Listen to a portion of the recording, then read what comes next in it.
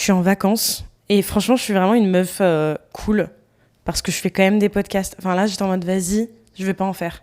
Sauf que vraiment, mes 2 derniers épisodes, j'étais en mode bah tiens, maintenant je me lance dans une cadence de 2 épisodes par semaine. Là, j'allais dire conne que je suis, mais en même temps, il faut qu'on apprenne le self-talk un peu gentil. Self-talk. En colère.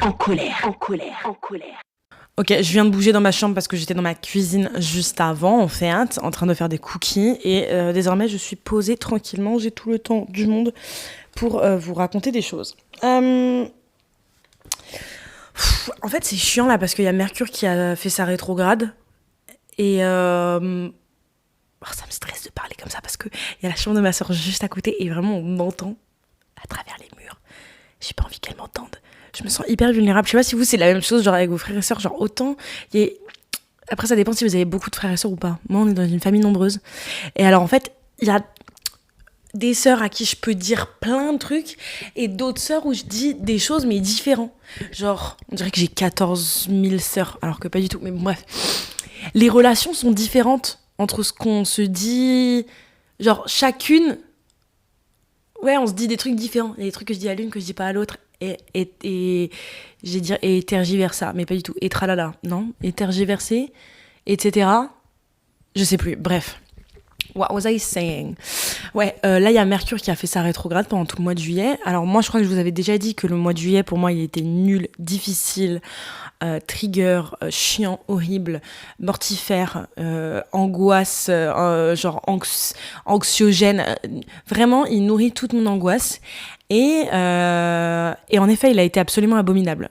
Voilà. Et on est quel jour là, au moment où je fais le podcast? On est le 25 juillet. J'ai tellement hâte d'être en août. Genre, je pense que rien que spirituellement, psychiquement et psychologiquement, le fait d'être en août, genre, pour moi, ça va être le passage d'un nouveau chapitre, un cap. Tu vois, en fait, je me suis rendu compte, ça va peut-être faire polémique, hein, voilà, j'aime pas l'été. En fait, j'ai l'impression, on est là toute l'année à attendre l'été, mais l'été, c'est nul. C'est nul. Moi, ma saison préférée, c'est le printemps. Best season ever. Pourquoi ? Parce que la partie complètement dépressive de nous qui a dû traverser un hiver sans fin, les mois de janvier, février, mars, c'est long. T'es là, t'as envie de mourir tous les jours, tu te réveilles, t'as envie de te jeter sous un train. C'est difficile, tu vois. Et là, d'un coup, commence à faire un peu doux. Tu mets des t-shirts au lieu de mettre des pulls avec 8 couches, que sans ça, tes mains, elles tremblent tellement t'as froid. Tu commences à mettre des t-shirts avec des petites vestes, des vestons. Il y a quelques... le ciel bleu réapparaît. Commence à y avoir des fleurs. C'est génial. Et tu te dis, les beaux jours arrivent. Et l'anticipation de l'été fait que tu apprécies beaucoup plus le moment. Et en fait, mais c'est peut-être pour ça. Parce que là, l'été, ça me casse les couilles parce que j'anticipe déjà l'hiver et ça me fait chier. Et en plus de ça, je sais pas, c'est toujours boring. C'est comme le lycée. Genre, pour moi, c'est comme High School Musical. Tu vois, genre, on a grandi en regardant High School Musical et on est en mode, waouh, moi, quand je serai au lycée, je serai comme Gabriella Montez et je sortirai avec Troy Bolton et je chanterai dans les couloirs avec un pantalon taille basse. Et genre, je serai en mode, c'est quoi déjà les chansons? Don't be who I am. Don't be long now. I hope you understand. We might find our place in this world someday, but at least for now, we gotta go our own way. But what about us? What about everything we've been through? What about trust? Ah putain. Never wanted to hurt you. What about me? Bref. Et on est en mode waouh, le lycée, ça va être comme dans High School Musical. Finalement, t'arrives au lycée, et c'est pas comme High School Musical, c'est pourrito, mais c'est nul. Mais genre, c'est nul, pourri, c'est pas du tout... Y a rien à romancer. Et encore, moi, mon lycée, ça va, je l'ai grave kiffé. Mais, je sais pas, le collège, c'est pas... ouais, ça va être bien et tout. C'est nul. Et là, c'est la même chose, j'ai l'impression que l'été, on le romantise tellement. En mode, be young and free, be young and free and like c'est bon, tu n'as plus à penser à quoi que ce soit parce que tu es libre et ce sera les meilleures années de ta vie, les meilleurs étés. Genre, tu te vois courir au ralenti sur une plage avec un groupe d'amis que tu n'as même pas. Est-ce que tu as 18 potes en fait même? Moi, il y a une catégorie de gens qui a beaucoup d'amis et je suis sûre il y en a là qui écoutent ça. En fait, je crois que je vous aime pas parce que je comprends pas. Je n'ai pas du tout, genre, comment ça? Ouais, moi avec mon groupe de potes et MDR, d'où t'as un groupe de... Les gens comme ça trop sociables. En fait, je pense que je suis grave jalouse parce que pendant un temps, j'ai eu un groupe de potes.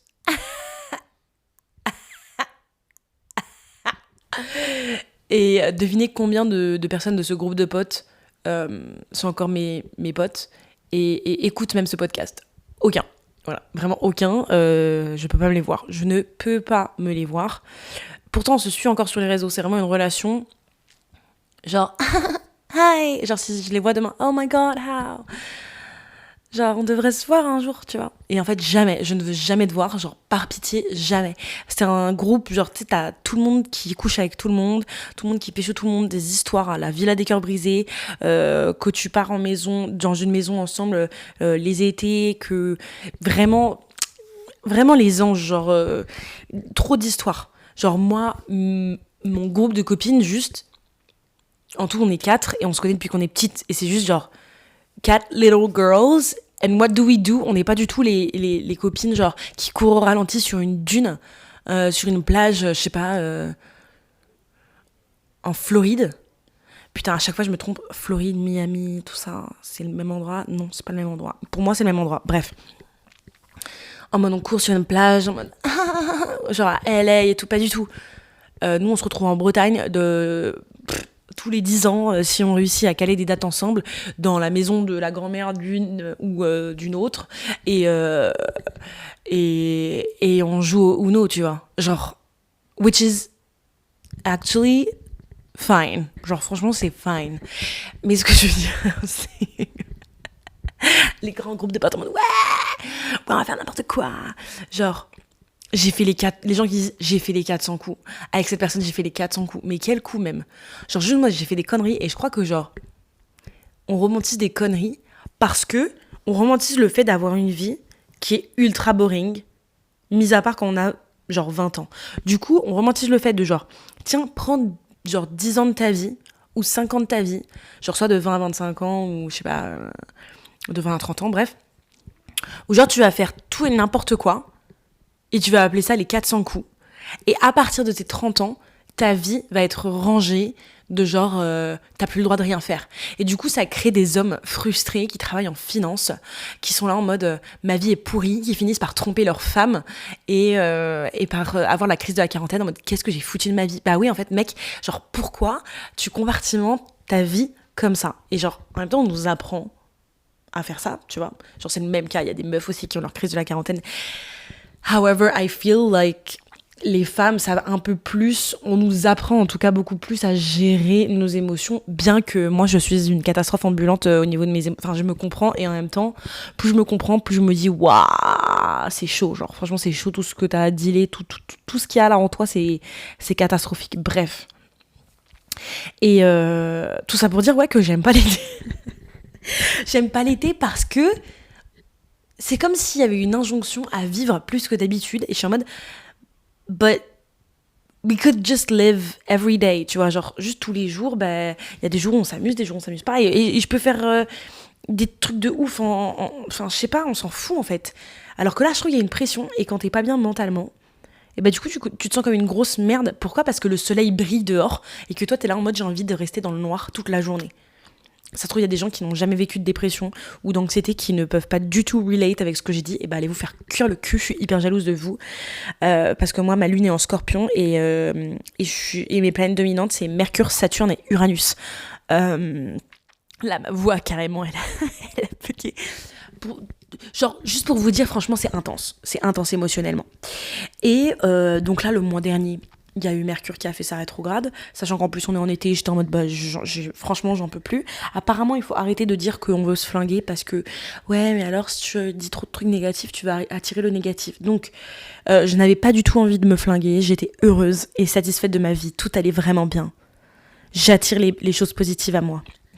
C'est faux. Je suis tellement pessimiste. Ça me saoule. Ouais, non. Aujourd'hui, ce matin, je me suis levée, je me suis dit, aujourd'hui, je veux voir l'amour.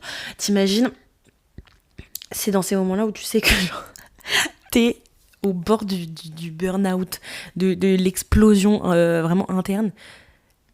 Quand tu te commences à donner des petites intentions, aujourd'hui, je cherche à voir l'amour et la valeur de la vie. Et genre, ce matin, j'ai marché, j'ai vu des oiseaux et j'étais en mode, right, that's my sign. Like, il y avait 2 oisillons qui volaient, j'étais en mode, et j'ai pleuré. Et j'ai vu une mouette et j'ai pleuré aussi, j'étais en mode, oh my god, is this God? Genre, oh my god, I don't know. Ça n'a rien à voir avec le féminisme, tout ce que je dis. Mais en même temps, si, parce que ça a à voir avec le fait d'être une femme. Une femme dans cette société qui est putain de traumatisée, en fait. Voilà, la réalité.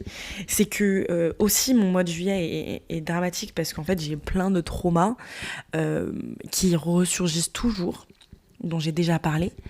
Et j'ai parlé d'un truc avec ma sœur tout à l'heure parce que j'ai pleuré, parce que ça va bof, et il faut le dire, hein, il y a plein de moments où ça va pas du tout là.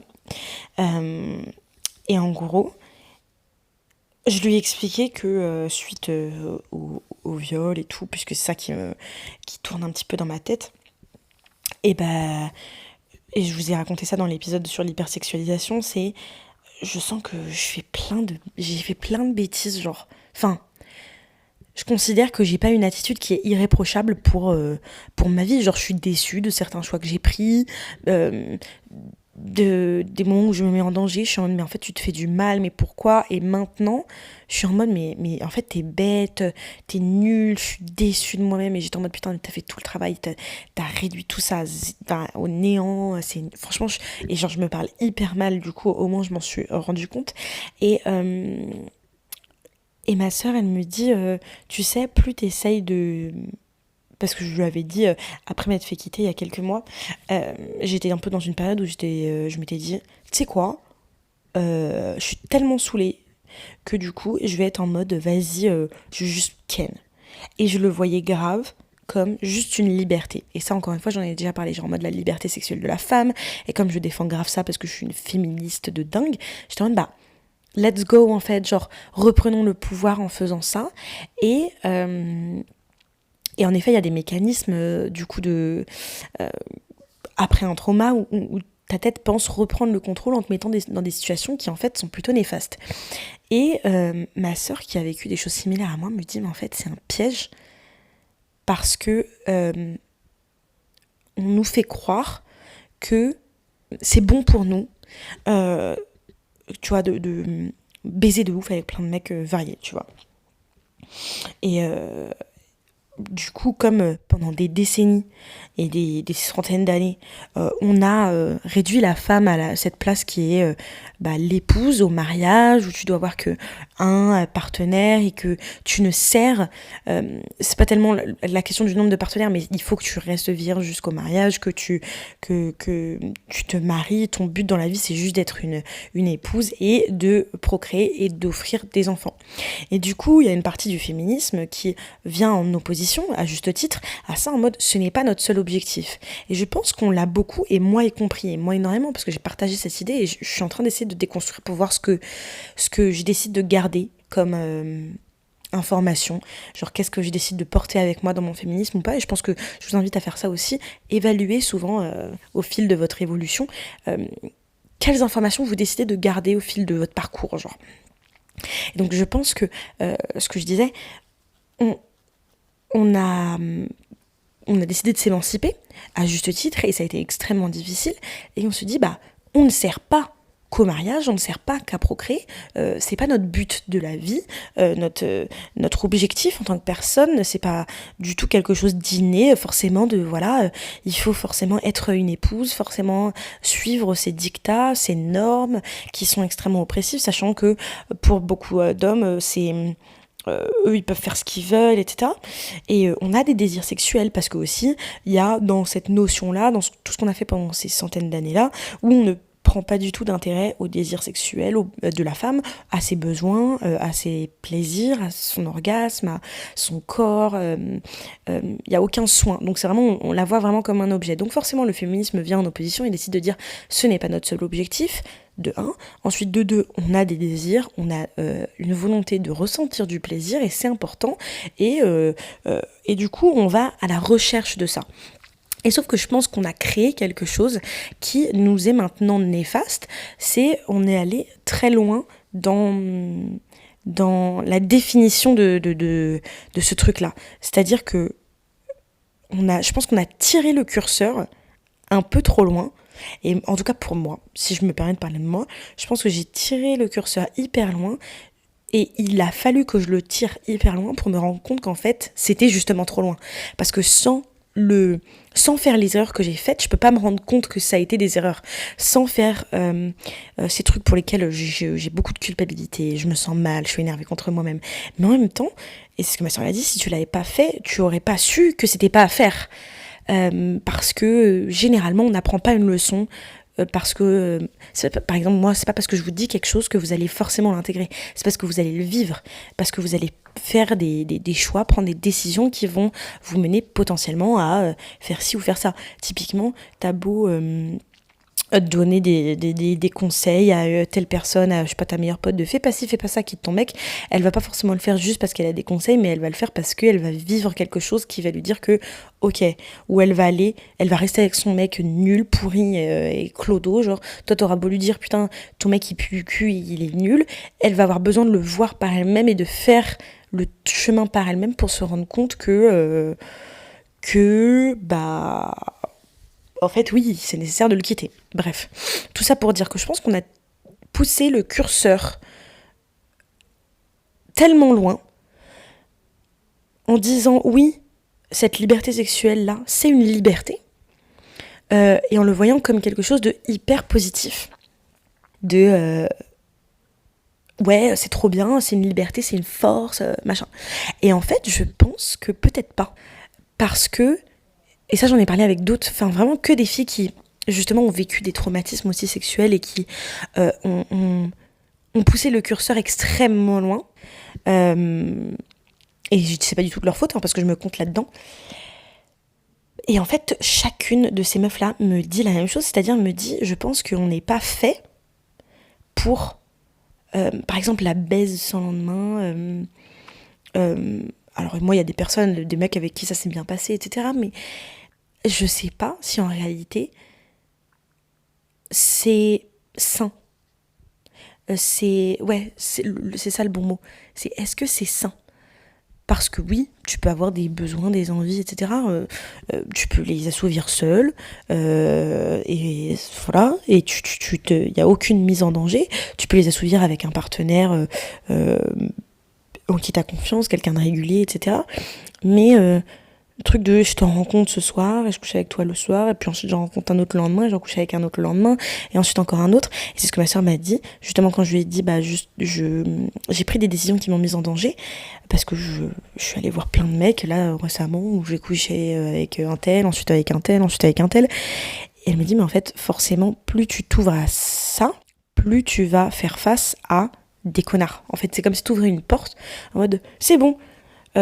Tu crois que la liberté sexuelle, c'est je suis capable, tout comme un mec, d'aller baiser comme ça, et il n'y a aucun souci, aucun problème, aucun danger, sauf qu'en fait, en tant que femme, je pense qu'il y a un danger, là pas tellement émotionnel, même si c'est ça dont j'ai parlé plus tôt, mais on est dans une société patriarcale, dans laquelle peu d'hommes sont éduqués au consentement, peu d'hommes respectent la notion de consentement, peu d'hommes s'intéressent, enfin en tout cas, ça je sais pas s'il y en a peu, mais je sais que beaucoup d'hommes ne s'intéressent pas, voilà je vais le former comme ça,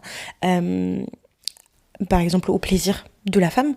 Il y a beaucoup de rapports sexuels qui sont très hétéronormés où c'est une éjaculation et à partir de ce moment-là c'est la fin du rapport, où on s'y prend mal, etc. Et en fait si on ouvre une porte à ce monde-là, forcément, on ouvre une porte à, certes, cette liberté, qu'on appelle comme ça, qu'on a brandé comme ça, Mais en fait, on s'ouvre également à énormément de rapports dangereux parce que énormément d'hommes, qu'ils le veuillent ou non, sont éduqués à penser à eux en premier et du coup à nous mettre, enfin nous ça nous met en danger. C'est-à-dire que tu t'ouvres à la possibilité d'avoir beaucoup plus d'hommes qui n'écoutent pas ton nom, qui te mettent en insécurité, qui ne te donnent pas du plaisir, etc., etc. Et en fait, ce que ma sœur m'a dit, c'est, je pense que c'est l'autre côté, tu vois, le patriarcat. Peut-être qu'on nous a fait croire, en fait j'essaie de réfléchir en même temps, où on s'est fait croire que puisque notre but à nous, ce n'est pas d'être simplement d'être une épouse, simplement d'être une mère, et on s'est dit ok, et ben alors on va aller à l'extrême de ça, un peu par provoque, par volonté d'être extrêmement libérée. Bah, tu sais quoi, et ça me fait penser à moi, c'est typiquement moi, dès qu'il y a un truc qui m'énerve, je dis bah tu sais quoi, si tu penses que je suis ça, et ben alors je vais faire ça. Genre en mode quelqu'un qui va me dire que je suis comme si, et ben je vais être en mode bah tu sais quoi, ouais, je suis qu'une grosse pute, machin. Et alors, tu sais, je vais assumer le truc, histoire de me libérer. Et je pense qu'il y avait une oppression qui était tellement grande qu'on a voulu se libérer. Et sauf qu'en fait, il n'y a plus trop de cadre dans ce qu'on est. Et bon, certaines personnes diront, bah, c'est génial, encore une fois, c'est comme ça qu'ils définissent sa liberté. Et tant mieux s'il y a des personnes qui le vivent très bien. Mais je pense que les humains ont besoin de cadres. Pas forcément d'un cadre strict, mais d'un cadre. C'est comme les enfants, enfin, je veux dire, c'est qu'est-ce qui est bon pour nous réussir à déterminer. C'est comme si t'es dans un endroit sauvage, t'es toute seule sur une île déserte, ou je sais pas, dans une jungle, et je sais pas, t'as des pins, ou des plots, ou que sais-je. Et t'as besoin de déterminer sur quelle partie du territoire dans lequel tu es, tu peux bouger en toute tranquillité sans avoir peur qu'un animal t'attaque. Tu vois, par exemple. Tu dois marquer un petit peu ton territoire de vie. Voilà, donc là où tu peux évoluer en pleine liberté. Ça n'a pas besoin d'être un territoire qui fait 1 m². Voilà, ça peut être très gros, etc. Mais tu as besoin de le délimiter, je trouve. Délimiter les choses parce que c'est ça qui te permet ensuite d'avoir des limites personnelles. Parce qu'on n'est pas... Alors on est libre dans nos choix, mais on n'est pas libre de tout accepter. On a tous des limites, et les limites, c'est notre cadre. Et je pense que on oublie qu'on en a. C'est-à-dire qu'il y a une volonté telle de liberté, puisqu'il y a eu tellement d'oppression, et qu'on reçoit tellement d'injonctions, qu'on décide de faire genre qu'on n'a pas de limite. Ouais, moi je m'en fous. Ouais, nanani, ouais, moi je vais baiser tous les jours. Ouais, ce soir je baise avec quelqu'un. Ouais, mais ça, en fait, tu peux rencontrer quelqu'un de très dangereux. Et c'est littéralement ce que j'ai fait. Enfin, j'ai pas rencontré quelqu'un de très dangereux. Mais ce que je veux dire, c'est que je me suis mise dans des trucs où j'ai eu aucun problème à avoir des expériences avec un gars le premier soir. Et il y a plein de fois où ça s'est bien passé, et tant mieux. Mais en fait, c'est comme dire, bah tiens, je vais marcher dans la jungle et je vais pas faire attention du tout là où je marche. Bah tant mieux si t'as pas marché sur je sais pas, un serpent. Mais il y en a en fait. Et t'as aucune manière de déterminer qui ils sont en une soirée, tu vois. À déterminer en réalité si c'est quelqu'un qui va profondément t'écouter, qui en a réellement quelque chose à faire de toi, qui va être à l'écoute de tes besoins, de ton corps, etc. Parce que, je rappelle quand même, la plupart des personnes qui se font violer par des mecs en qui elles ont à moitié confiance, ou à peu près confiance. Donc ça peut être des partenaires, un ami d'un ami, quelqu'un qu'on connaît, quelqu'un de la famille en qui, bah finalement justement tu vas baisser aussi un petit peu ta garde, et c'est aussi ça qui rend la situation extrêmement difficile à vivre. Et donc ce que je veux dire, c'est que on fait genre qu'on n'a pas de limites, alors qu'on en a. Et je pense que pour certaines, il y a des personnes qui ont tellement de chance, parce que j'estime que c'est la chance, qu'elles vont marcher dans cette fucking jungle et elles ne vont jamais genre croiser un animal sauvage, jamais croiser je sais pas, un putain de serpent, jamais se prendre un truc hyper venimeux, genre marcher sur une plante venimeuse, et du coup ça va bien aller. Et donc elles vont pas se rendre compte qu'elles ont un cadre, qu'elles ont besoin d'un câlin, elles vont même pas se rendre compte de leurs propres limites parce que t'as pas fait face à une situation de danger. Et je pense que pour beaucoup d'autres, moi inclus, c'est-à-dire qu'on va marcher dans cette fucking jungle en mode ta ta ta ta ta, et moi, genre imagine, avant t'étais en prison et là on te relâche dans la jungle et du coup t'es en mode tralala l'air, ou alors tu t'es échappé et t'as réussi à aller dans la jungle. Donc t'es tellement contente d'être libre, enfin la liberté. Voilà. Ouais, vraiment, c'est ça l'exemple. C'est genre, imagine, on te met en prison de force et tu réussis à t'échapper par toi-même. Et tu réussis à aller dans une jungle pour être libre. Et bien alors, t'es trop contente d'être libre. Et t'es tellement contente que tu te dis, la vie est à moi. Comme je ne suis plus en prison, tout va bien. Tout va bien aller. Yallah! Yallah! Tu vois? Et du coup, tu marches en mode ta ta ta ta ta ta ta ta ta. Et tu vas te prendre les pieds dans une plante venimeuse. Au bout d'un moment. Généralement, toutes les femmes, bon, là j'ai dit non, bon, pas toutes, une grande partie de femmes fait face un jour à une agression sexuelle, à un viol, etc., etc. Ou en tout cas à un moment où elle va se prendre un mur, elle va faire face à une situation qui est dangereuse. Et c'est à partir de ce moment-là qu'on se rend compte, ah, il y a un plot à mettre ici. C'est-à-dire qu'on est allé tellement loin dans le curseur qu'en fait on se rend compte que, ah mais en fait, la liberté, c'est pas forcément ça. Enfin, la liberté n'est pas égale à la sécurité, n'est pas égale au bien-être, n'est pas égale à la paix. La liberté, c'est la liberté. Et la liberté sexuelle, ça veut pas dire que tu vas être heureuse sexuellement, ça veut pas dire que tu vas être épanouie, ça veut pas dire que tu es dans le contrôle, ça veut pas dire que tu fais tout comme toi tu le veux. Ça veut dire que toi, tu décides de te mettre dans des situations, mais tu n'as aucun contrôle sur la réaction des gens. C'est-à-dire que tu as le contrôle sur le fait de vouloir aller coucher partout où tu veux, etc., etc., mais tu n'as aucun contrôle sur le fait que si le mec en face de toi, il a envie de te foutre un poing dans la gueule, tu n'as aucun contrôle sur le fait qu'il a envie de te foutre un poing dans la gueule et qu'il va peut-être le faire, tu vois. Tu n'as pas de contrôle sur les agissements des autres. Bon, moi, on m'a jamais foutu un poing dans la gueule, donc voilà, mais c'est une métaphore. Et du coup, ce que je veux dire, c'est que pour beaucoup de femmes, à un moment, on va faire face à un élément dangereux dans cette fucking jungle. Et ce qui est important, et pour moi, il a fallu justement me mettre les pieds dans cette putain de plante venimeuse pour me rendre compte qu'il y en avait des plantes venimeuses. Pour me rendre compte qu'en fait, ma so-called freedom, eh ben en fait, c'était pas du tout stylé. Parce que je suis quand même dans une jungle. On est quand même dans une société profondément patriarcale et je suis dans une jungle. Et ma décision d'être libre, est-ce que c'est la mienne ou pas ? Je suis pas sûre parce qu'en réalité, c'est juste une réaction à une situation d'oppression. Donc en fait, on est toujours intrinsèquement lié au patriarcat. Ça veut dire que on nous a fait croire que cette liberté, c'était la nôtre et que nous, on l'avait créée, alors qu'en fait, pas du tout. Cette liberté qu'on décide d'avoir, c'est même pas nous qui décidons de l'avoir. Tout ça, ça vient du système patriarcal.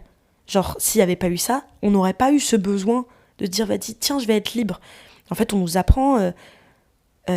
tiens, sois libre sexuellement, ce sera génial, nanani et nanana. Et on se persuade que c'est bien. Alors oui, c'est bien d'être libre. Oui, c'est bien d'écouter ses besoins. Et encore une fois, notre objectif de vie, ce n'est pas forcément d'être juste une épouse, d'être juste une mère, d'être juste ça. C'est pas le but. Le but, en effet, c'est quand même d'enlever nos chaînes. Mais on nous a fait croire que après le fait d'enlever nos chaînes, et ben en fait, on était les plus, on bénéficiait énormément, par exemple, de ces relations sexuelles sans lendemain, sans précaution, etc. Alors qu'en fait, ça nous bénéficie pas plus à nous, ça bénéficie plus aux partenaires en question, aux mecs en question. Parce que ces partenaires-là, comme je l'ai dit, vont penser à eux en premier. À leur plaisir, à leurs envies, à leurs désirs, à leur volonté de tiens, ça va se passer comme ci ou comme ça, tu vois. Donc en fait, on nous a fait croire que ça nous bénéficiait surtout à nous, et sauf qu'en fait, c'est encore une manière de nous garder, je pense, sous contrôle.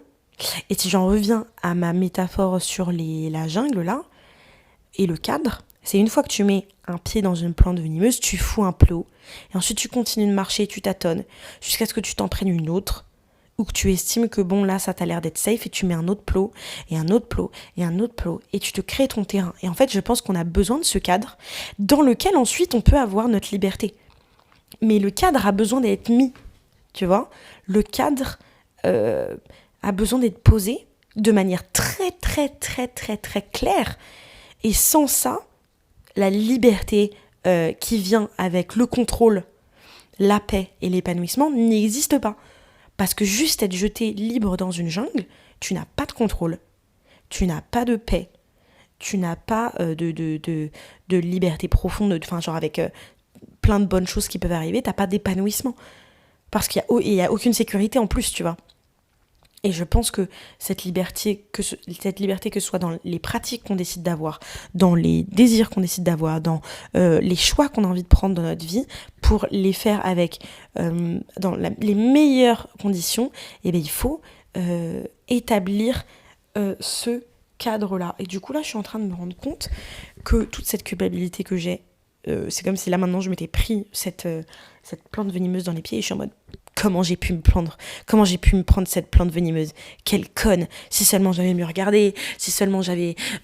j'aurais dû faire différemment, j'aurais pas dû marcher par là, j'aurais dû savoir que cette plante venimeuse vers laquelle je me suis penchée, ben en fait, j'aurais dû savoir qu'elle était venimeuse, mais en fait, elle était toute jolie et elle me paraissait pas du tout venimeuse. Mais en fait, t'es vraiment trop bête, t'oublies que t'es dans une jungle et nanani et nanana, et du coup, tu t'en veux, et en même temps, j'aurais pas pu établir... Enfin là, par exemple, j'aurais pas pu établir de cadre sans avoir fait face à cette plante-là.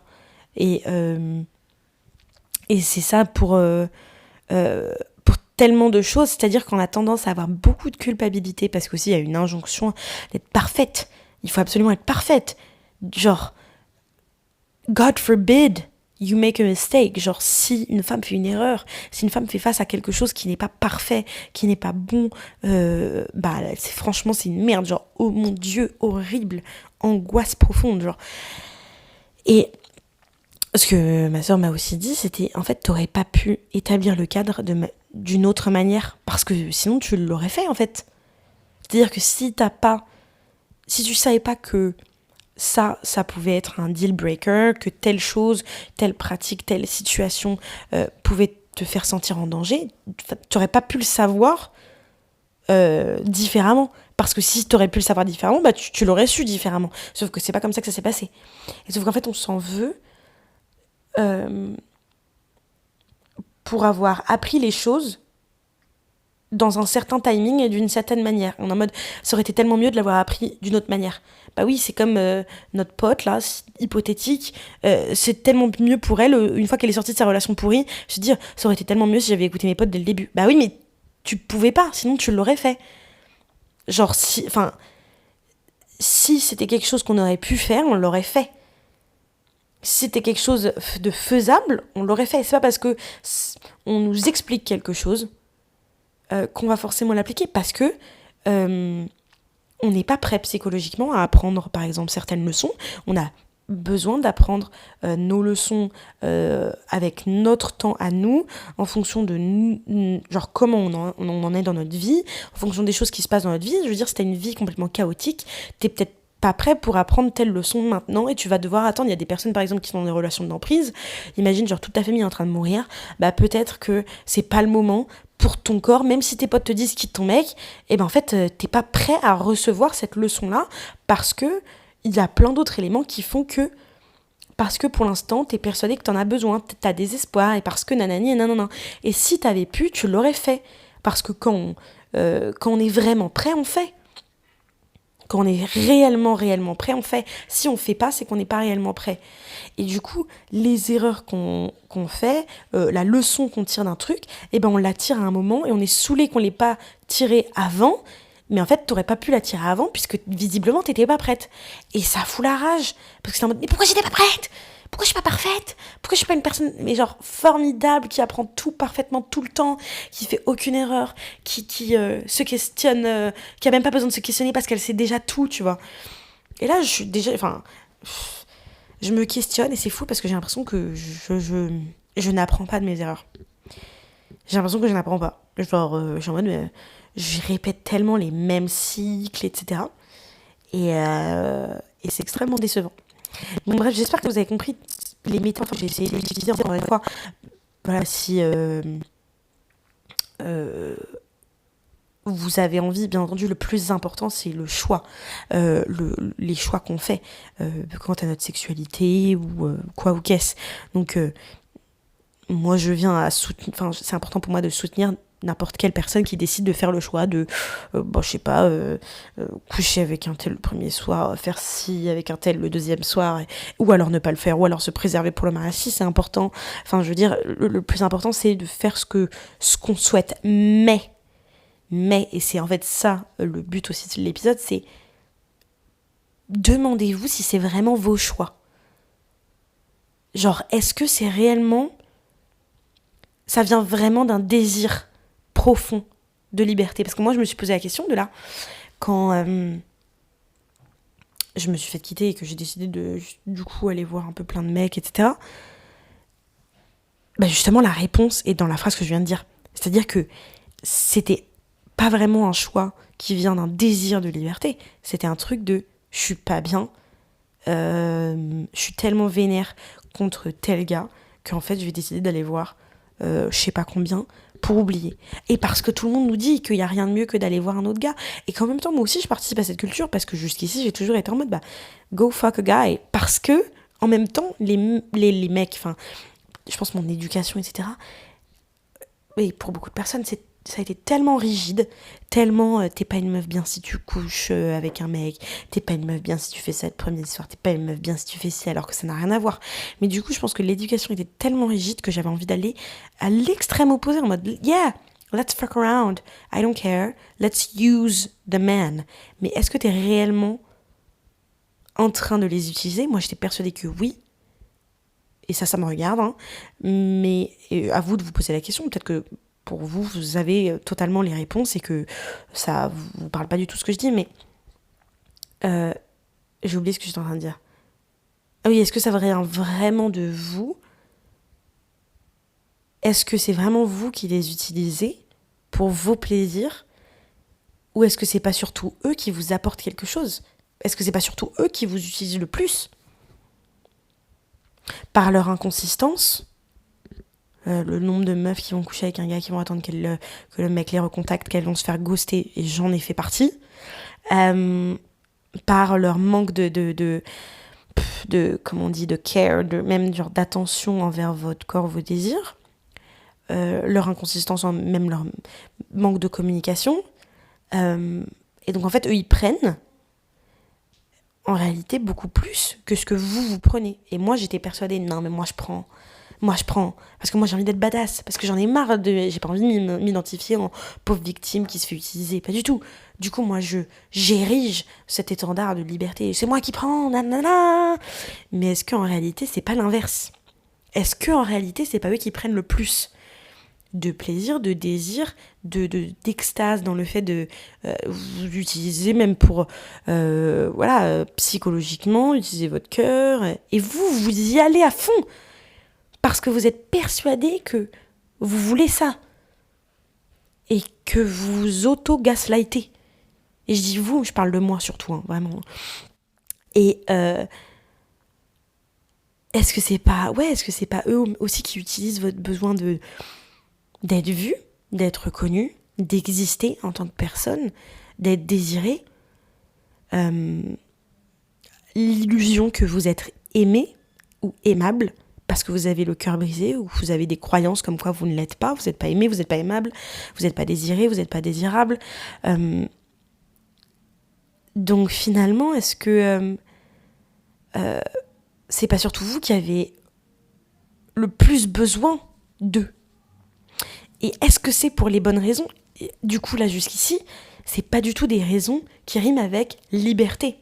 Et je pense que peut-être, en fait, les seules personnes qui sont profondément en accord avec ce mode de vie, ce mode de sexualité, sont les personnes qui ont réellement pensé à tout ça et sont venues à la conclusion que, oui, leur raison de faire ces choix-là, c'est seulement et purement de la liberté. Et alors, à ce moment-là, si c'est ça leur besoin, je pense qu'il n'y a pas de dissonance. Sauf que je pense que pour beaucoup d'entre nous, on se ment. Et il y a une dissonance qu'on n'accepte pas. qu'on refuse de voir, qu'on refuse d'intégrer. Parce que ça voudrait dire regarder tout ce qui ne va pas à l'intérieur de nous, tous les besoins qui ne sont pas nourris, et du coup c'est très désagréable, toute la douleur, la peine, la colère, et tous les patterns qu'on essaye de répéter pour se sentir safe. Et sauf qu'en fait, on est là en mode, moi j'étais en mode oui, moi je veux de la liberté, c'est pour ça que je vais aller coucher ailleurs, alors qu'en fait la seule chose que je voulais c'était de la sécurité, c'était que quelqu'un ne m'abandonne pas, c'était que quelqu'un soit là pour que je me dise ok je suis pas toute seule, c'est que quelqu'un soit là pour me faire comprendre qu'en fait j'étais belle, j'étais désirable, que qu'on n'allait pas me laisser, c'était que quelqu'un soit là pour essayer de me rappeler qu'en fait j'étais plus juste une vieille merde, un vieux corps pourri, déchiqueté comme le corps que j'avais été, tu vois là je me réduis à un corps, mais comme la meuf que j'avais été il y a 5 ans quand je me suis fait violer, tu vois. Et donc en réalité moi j'étais là en mode oui c'est pour être libre, mais pas du tout. C'était pas du tout pour être libre. Si je réfléchis maintenant aux besoins que c'est genre qui étaient concernés, c'était un besoin de sécurité émotionnelle et physique. Sauf que moi, j'ai dit que c'était de la liberté. Les mecs, pour eux, c'est de la liberté. Et comme eux, il y a beaucoup moins d'insécurité physique dans le fait d'aller coucher comme ci, comme ça, de prendre certaines décisions, parce que c'est eux qui, qu'on le veuille ou non, dominent la société, dominent généralement les relations. Il y a beaucoup moins d'insécurité en tout cas dans ce domaine-là. Après, il y a d'autres insécurités dans le domaine des relations, mais quand on parle de sexe, je trouve que c'est quand même eux qui ont le plus de contrôle sur ce qui se passe. Quand on voit comment se passent les relations, même le nombre d'agressions sexuelles, ça implique quand même que eux ont beaucoup plus de contrôle. Bref, ou même dans des relations épanouies, vous m'aurez compris. Donc, je me perds. Qu'est-ce que je disais ? Nanana, c'est eux qui ont le plus de contrôle. Ah oui, voilà, ce que je disais, c'est, moi je dis que c'est de la liberté. Eux, je pense que ça doit être... bon, il y a aussi des besoins qui doivent être présents, il n'y a pas que la liberté. Mais je pense que pour eux, c'est beaucoup plus simple. Et là, je dis pas non pas de ne pas s'attacher. Je tiens pas à rentrer dans ce truc-là hyper masculiniste et macho. Les femmes s'attachent beaucoup plus facilement. Je pense pas forcément que ce soit le cas. Mais ce que je veux dire, c'est que en termes de sécurité, même corporelle, ils se mettent, je trouve, moins en danger. Je connais peu d'hommes qui ont peur de se faire violer le premier soir par une femme. Enfin, j'en connais même aucun. Voilà. Après, des mecs hétéros, je sais pas. Des mecs trans, je sais pas. Et donc, je pense qu'eux peuvent réussir à dire que oui, ils sont là, 60% pour la liberté. Du coup, en fait, moi, je suis là en disant que c'est ça que je veux, parce que je me suis gaslightée. Et eux viennent pour ça, parce qu'ils pensent aussi que c'est ça qu'ils veulent, et je pense qu'en réalité, il y a une grande partie d'eux-mêmes qui veulent ça. Et sauf que du coup, c'est pas du tout... Enfin, la relation est hyper inégale, sans même qu'on se rende compte. C'est-à-dire qu'on n'est pas du tout sur une situation d'équilibre, parce que on fait face à des êtres humains qui se mentent. C'est-à-dire que nous, on se ment en se faisant croire qu'on veut quelque chose qu'on ne veut pas particulièrement. Eux se mentent en se faisant croire qu'ils savent pas que nous, on veut pas ce qu'on a dit qu'on voulait. C'est-à-dire qu'ils font croire qu'ils voient pas devant eux qu'en réalité, on a tel et tel besoin, alors que ça se lit sur un visage. Mais nous aussi, on se gaslight. Hein. Et du coup, on est tous là en train de s'auto-mentir comme ça, là, dans des relations qui sont hyper inégales, en étant persuadés que c'est ça, être heureux. C'est ça, être bien. Et je pense que les seuls pour qui ça se passe réellement, profondément bien, c'est des personnes pour qui c'est 100% de leur objectif, c'est la liberté, que ce soit femme, homme. Genre, et c'est juste ça. Pas tellement le plaisir, pas tellement la sécurité, pas tellement le contrôle, juste la liberté. Et c'est pas mon cas. Ça n'a jamais été mon cas, en réalité. Je pense qu'il y avait peut-être une envie d'être libre, parce que une envie de vivre différemment, une envie de trouver un sens à... bah tiens, j'ai été élevée, j'ai été agressée. En effet, il y a cette envie de reprendre le contrôle. Mais du coup, c'est pas du tout de la liberté. Le contrôle et liberté, c'est pas la même chose. Hein. Contrôle, c'est... Tiens, on resserre la vis.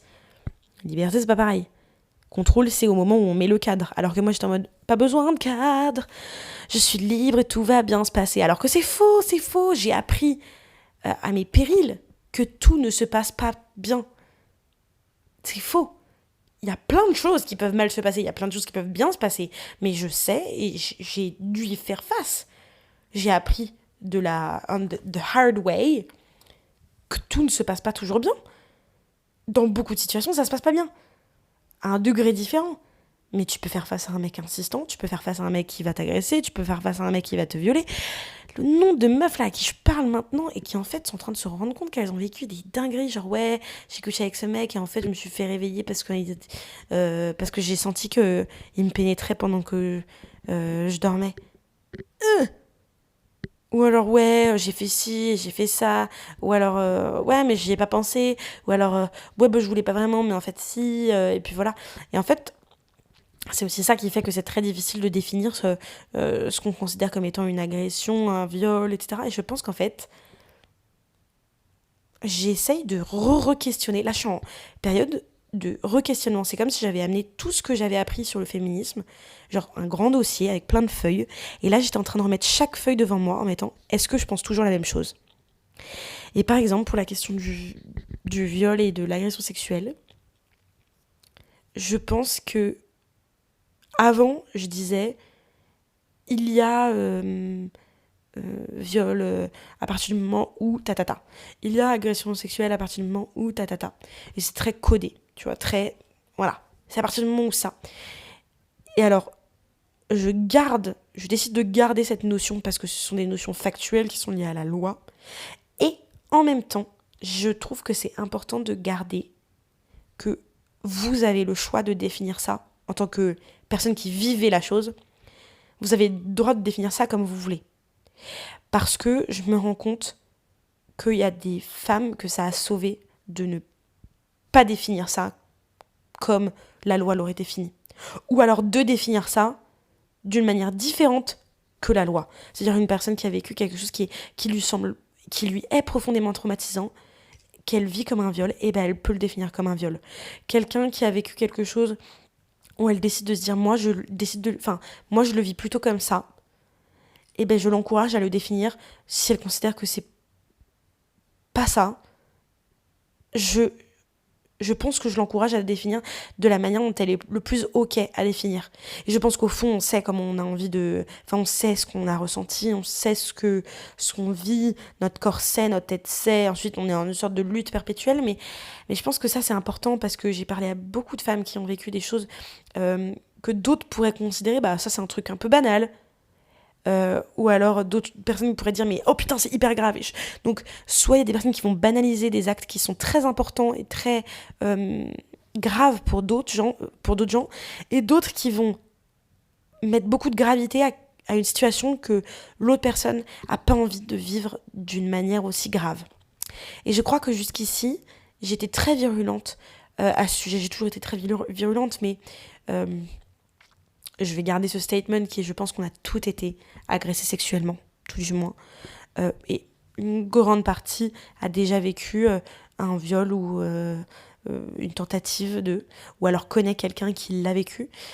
Et en même temps, je pense que toute femme n'a pas à vivre avec cette réalité. Jusqu'ici, je pense que c'était important. Et à la fois, je me fais l'avocat du diable pour moi-même. Et en même temps, je pense que on peut se permettre de définir ça comme on le souhaite, qu'à partir du moment où on est assez informé pour savoir comment définir les choses. C'est-à-dire que il y a des femmes qui vont définir ce qu'elles ont vécu comme quelque chose, voilà, de pas très important. Et en même temps, je vois des vidéos TikTok avec justement ces meufs-là, oh j'ai vécu ça, est-ce que c'est un viol par exemple ? Elle, je l'encourage pas à définir ça comme elle le souhaite parce que j'estime qu'elle n'est pas assez informée pour savoir comment le définir. Et du coup, souvent dans les commentaires, il y a des femmes qui sont obligées de leur informer, bah oui, c'en est un. Et en fait, ça leur fait du bien d'avoir ça. Donc j'estime que pour faire cette décision de comment tu décides de nommer les choses que tu as vécues, tu es obligé déjà de savoir définir ce qu'est précisément une agression sexuelle, ce qu'est précisément un viol. Et du coup, s'informer énormément sur la notion de consentement. Il me semble que dans les deux cas, la notion de consentement est très importante, ce qui différencie généralement un viol d'une agression sexuelle, c'est qu'un viol, il y a pénétration. C'est tout acte de pénétration sans consentement. Un viol, c'est sans pénétration. Et en même temps, voilà, une fois que t'as ça, si t'estimes que toi t'as plus vécu ci, ou en fait toi t'as plus vécu ça, et que t'es ok avec ça, bah je vous encourage voilà, à vivre les choses comme vous le ressentez, à nommer les choses comme vous les ressentez, et pas forcément à aggraver un diagnostic si vous n'en avez pas besoin, et ou à simplifier un diagnostic alors que vous avez besoin d'avoir quelque chose qui est réel et qui vient corréler avec la gravité de ce que vous avez vécu. Tout ça pour dire que oui, je pense, posez-vous les questions de qu'est-ce qui vous mène à prendre certaines décisions. Est-ce que votre cadre est réellement là ? C'est-à-dire que peut-être que ce que vous feriez, c'est avoir des relations sexuelles sans prise de tête. Chose qui est hyper ok, allez-y, let's go. Et en même temps, avant le allez-y, let's go, vérifiez quel est mon cadre. Quelles sont mes limites en réalité ? Où est-ce que je dispose mes plots ? Comment je peux m'assurer que cette relation sexuelle sans prise de tête ou sans attache émotionnelle se passe bien pour moi ? Parce que est-ce que, par exemple, le fait que ça se passe chez toi, ça peut être quelque chose de bien ? Moi, je me suis rendu compte qu'en fait, les seules relations sexuelles sans lendemain qui m'ont fait à peu près du bien, ont été plutôt positives, elles se sont toujours passées chez moi. Et qu'en fait, à partir du moment où ça sort de chez moi, en fait, ça se passe mal. Parce que je suis pas dans mon environnement de sécurité. Donc ça, c'est mon plot. Ça, c'est un de mes premiers plots. Ensuite, est-ce que ce serait pas sympa d'avoir, je sais pas, un sex friend, quelqu'un que tu connais un petit peu, quelqu'un avec qui tu tisses une sorte de relation. Est-ce que vous pouvez faire 2-3 dates et ensuite juste coucher ensemble si c'est ça l'idée ? Histoire de s'assurer de la personne avec qui tu vas coucher. Ou alors de se voir. Moi, mon autre plot, c'est pas... Et ça, je l'ai oublié. À chaque fois, je l'oublie. J'ai l'impression que j'apprends pas. Mais je me rends compte qu'en fait, il y a certaines de mes décisions que je regrette et qui sont difficiles à définir, comme agression, comme viol, ou voilà, parce que j'ai bu. Ou parce que je fume. Et du coup, je pense que mon autre plot, c'est évite de fumer et de boire. Pour avoir la tête vraiment claire quand ça c'est en train de se passer. Parce que, en réalité, le sexe, c'est aussi quelque chose d'important. Voilà, il y a beaucoup d'enjeux. Il y a beaucoup d'enjeux. Imagine, ça se passe mal, il y a beaucoup d'enjeux pour ta santé mentale. Et là, je le dis pour moi-même. Pour moi-même. Tout ce que je vous dis, c'est pour moi-même que je le dis vraiment. Vous n'êtes pas solo. Hein. Parce que il y a ces situations où je suis toujours en boucle. Là que j'ai vécu récemment, c'est comment tu définis ça ? Est-ce que c'était une agression ? Est-ce que c'était pas du tout ? Est-ce que c'est un trigger ? Est-ce que c'est ci ? Est-ce que c'est ça ? Putain, refais-toi le film du truc. Nanani, nanana, nanani, nanana. Ouais, mais en même temps, t'étais bourré. Ouais, mais en même temps, tu voulais ci. Et en même temps, tu voulais ça. Et c'est difficile. Et donc moi, je suis en train tranquillement de reposer mes plots parce que je me dis, bon, écoute, j'ai des expériences de sexe voilà, sans attache émotionnelle qui se sont très bien passées. Comment faire en sorte que ça se repasse dans des conditions similaires ? Voilà, ce qui est important, c'est posons nos conditions et posons-nous cette question de quelles sont les motivations réelles derrière ça ? Est-ce que pousser les meufs... comme moi, je n'estime pas que j'ai poussé qui que ce soit à prendre des décisions, mais est-ce qu'avoir certains discours qui est en mode oui, c'est top pour la liberté, etc., est-ce que tu dis ça en ayant informé les gens qui t'écoutent que cette pseudo-liberté, en réalité, c'en est pas forcément une ? Est-ce que tu rappelles aux femmes que quoi qu'on veuille, quoi qu'on pense, on vit dans une jungle. On vit dans une putain de jungle. Et as much as we want to accept it, on est les proies. Et je déteste penser ça, mais c'est la réalité. Demain, un mec me frappe, je sais pas me défendre, genre. Et après, je peux essayer de me faire de la boxe pour réussir à tackle un gars, tu vois. Et on peut, à notre niveau, je pense, changer. Là, c'est vrai que je fais face à... cette semaine, je suis très défaitiste. Où je me dis, je vois pas ce que je peux faire en fait pour changer ce monde que je trouve vraiment inégal, que je trouve injuste. Et ma position, je suis en mode, mais putain, c'est pourri. Et peut-être qu'en fait, le contrôle, on peut le reprendre par le cadre. Le contrôle, on peut le reprendre justement en se posant les bonnes questions de ce qui nous motive réellement, même si c'est désagréable. Ce dont on a besoin réellement, même si c'est désagréable. Quelles sont nos conditions, même si c'est désagréable. Quelles sont nos limites, même si c'est désagréable.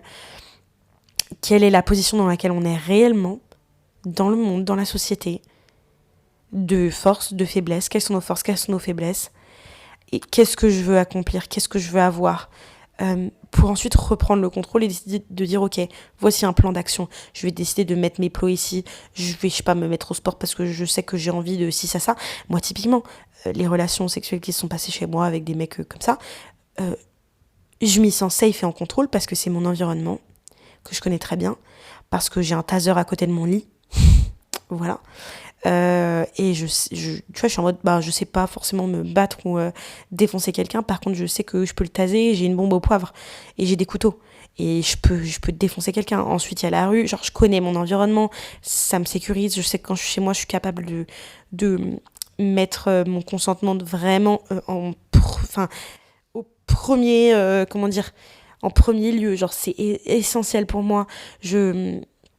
Et dans ces zones-là, dans ce cadre-là, je sais que je me sens en contrôle, que je me sens forte, que je me sens en pleine possession de mes moyens. Dans cette grande jungle, si je peux redonner de l'espoir, si on me pose un beau cadre, qu'on a bien évalué, après c'est de poser les bonnes questions, on peut retrouver la force et le contrôle. Mais je pense que la force et le contrôle, on ne l'atteint pas juste par la liberté totale. Parce que on vit dans une jungle. Et c'est dangereux. Et faire genre que ça ne l'est pas, c'est encore plus dangereux. Faire genre que tout va bien se passer, c'est encore plus dangereux. Parce que c'est juste refuser de voir la réalité. Ça veut pas dire qu'on n'a pas de force en nous. Ça veut pas dire qu'on n'est pas forte. Ça veut pas dire qu'on est des êtres faibles. Ça veut juste dire qu'on a un environnement qui ne nous favorise pas. C'est exactement, si je me permets de comparer le traitement des noirs par rapport au traitement des blancs, une personne noire n'a pas les mêmes attitudes dans la rue, face à la police même, qu'une personne blanche. Même si on regarde par exemple aux États-Unis, tu vois, les mecs noirs, les meufs noires, les enfants même, savent depuis petit que la police peut les buter. Comme ça, aux États-Unis. Et apprendre à un enfant qu'en fait il est juste libre et qu'il n'y a aucun souci, c'est juste dangereux pour lui. Parce que malheureusement ou heureusement, ou j'en sais rien, mais en tout cas dans cette société-là qui est dominée par les blancs, ils sont beaucoup plus en danger. Et c'est un fait. Les femmes sont beaucoup plus en danger que les hommes dans cette société. Les personnes noires sont beaucoup plus en danger que les personnes blanches. Les personnes racisées, les personnes arabes sont beaucoup plus en danger que les personnes blanches. En tout cas, là, si je peux parler aux États-Unis, en France, voilà. Tu vois, et faire croire que ce danger n'existe pas, c'est juste nous mettre encore plus en danger. Faire croire à une personne noire qu'en fait, elle n'a aucun souci à se faire en face de la police américaine, c'est juste à être en danger, parce qu'à tout moment, si tu fais pas extrêmement attention, même si c'est injuste, tu te fais buter. Tu te fais buter. Et c'est infernal. Et ça ne veut pas dire que ces personnes-là sont faibles. Tu vois, ça ne veut pas dire que une meuf noire, un mec noir, un enfant noir est faible, n'a pas de force, n'a pas de valeur, est incapable, est vulnérable tout le temps. Ça veut dire que t'es pas dans un environnement qui t'est favorable. Et qu'il faut justement se sécuriser en premier pour ensuite retrouver ta force et toutes les compétences et tous les atouts que tu as en toi. Et là, c'est la même chose pour nous, les femmes, et je pense encore plus du coup aux femmes noires, femmes arabes, etc., autres femmes racisées, ou même femmes trans, femmes handicapées, femmes lesbiennes, toutes ces catégories-là de personnes, c'est faire croire que tout va bien. Ça nous met, je répète, ça nous met juste plus en danger. Et ça veut pas dire que on doit être fataliste forever. Vraiment, je suis en train de me faire la leçon à moi. Ça veut juste dire que on a appris une leçon. Maintenant, à nous d'agir dans cette société qui nous est injuste. À nous de trouver une petite parcelle de cette société dans laquelle on pourra mettre un peu de justice, mettre un peu de contrôle, mettre un peu de force, de liberté, d'égalité. Parce que cette justice-là, cette égalité, ce pouvoir-là, on va pas le trouver ailleurs. Parce qu'ailleurs, on va juste vouloir nous bouffer. Voilà. Je vous invite à vous poser toutes ces questions. Et j'espère que j'étais assez claire, parce que j'ai l'impression qu'au début, c'était un peu... je tâtonnais un petit peu sur mes mots. C'est difficile parce que je vous partage quand même des réflexions qui sont très très très intimes et que je fais au moment où j'enregistre. C'est pas du tout préparé là, je savais même pas vers où j'allais aller dans cet épisode. Mais ouais, posez-vous ces questions-là. Et Believe, croire en ses rêves, vraiment. Vous venez d'écouter un épisode du podcast En colère. Si vous êtes toujours zen, c'est que vous n'avez pas écouté assez fort. Vous trichez. Bon alors maintenant, soit vous allez crier dans votre oreiller, soit vous écoutez l'épisode d'après. Allez, oust!